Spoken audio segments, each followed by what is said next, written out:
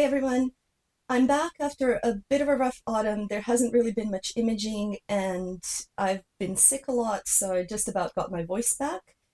As a Christmas present and a bit of a cheer me up, I got the William Optics MiniCat in space gray version.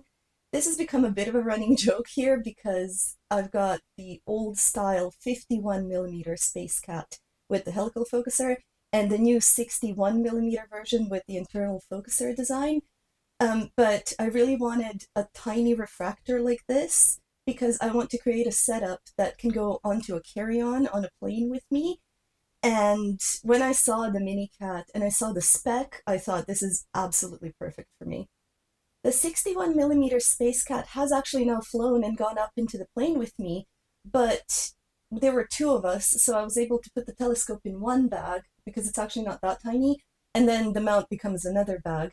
With the old style Red Cats with the helical focuser, you used to be able to reverse the dew shield, so it becomes even smaller, but now that they have that internal focuser design, you can't do that anymore.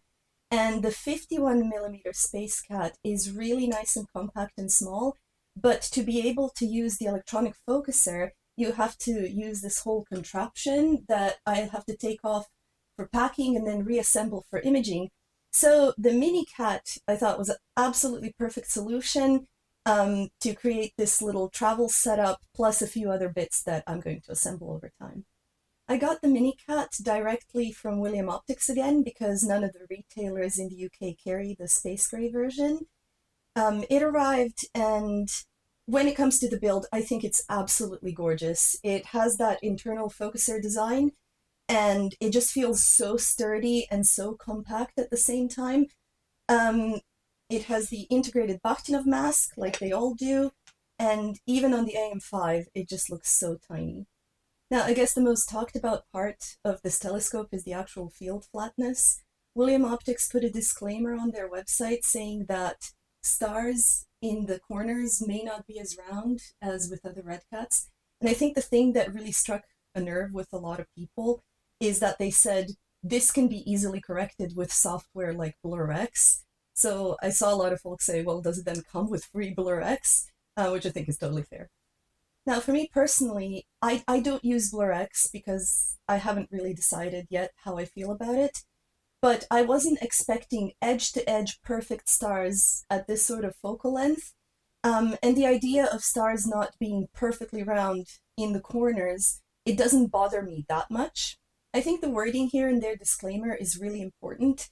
They say that the stars may not be as round as with other red cats, but still outperforming conventional lenses.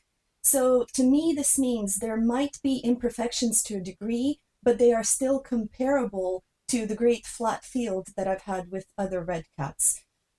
This is the important part because it's not just an expectation that the stars won't be good, but that the level of imperfection you can expect is still really minor. Chances for imaging here have been far and in between, but I've managed to put it to the test. I put Navi in the center as a bright reference star, and this is just 1 minute of data that's been auto-stretched. As expected, the center is fine, and now for the most interesting part, here are the corners. And to add, this is a crop sensor, so not even a full frame. I shot this with ZWO ASI 533MC. Is it just me, or is this far from may not be as round as with other red cats? Again, I wasn't expecting perfection, but I think this is too much even by my already relaxed standards. I don't think you could even say that this outperforms conventional lenses, especially on a crop sensor. If you've seen my previous video about pinched optics on my 61mm Space Cat and how William Optics dealt with it, I've had a truly great experience with them. They were quick, they were communicative, and they dealt with the issue with no fuss. So I emailed them my test shot, and I didn't even say, hey, this is crap. I asked whether this is to be expected. And I think this is fair because they can either say, look, this is how it is, or they can say, hang on, there's something wrong. But this time I've had no reply. I've had absolutely nothing back from them. So I can't even say whether they're usually supposed to be any better. So at the end, will I still use this telescope? Absolutely. I love the general concept of it, and I'm going to assemble a travel rig with it as planned, but would I recommend it? Probably not.